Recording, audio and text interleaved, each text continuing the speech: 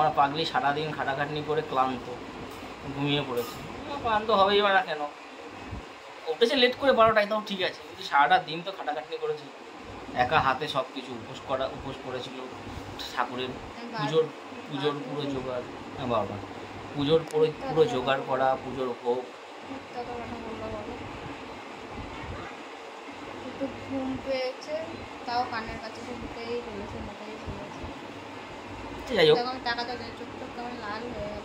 ক্লান্ত লাগবে তো, হবে না, সকাল থেকে ওটা পুজোর পুরো জোগাড় জানতি, পুজোর পুরো একা হাতে জোগাড়, তারপরে তোমার ভোগ, এগুলো একাই করেছে। ও প্রতিবারই ও নিজেই করে, এটা নিয়ে এটা কোনো বাড়াবাড়ি বলা নেই, এটা ঠিক একদম ও নিজেই করে সব কিছু।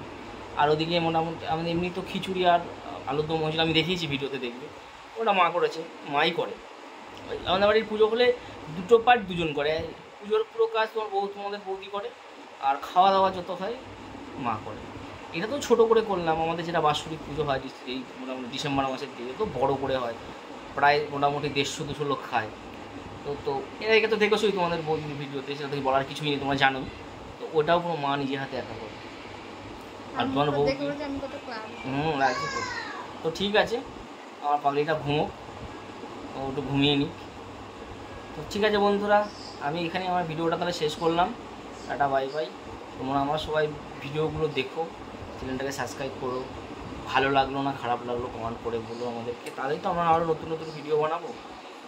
ঠিক আছে, টাটা। আমার পাগলিটা ঘুমাক।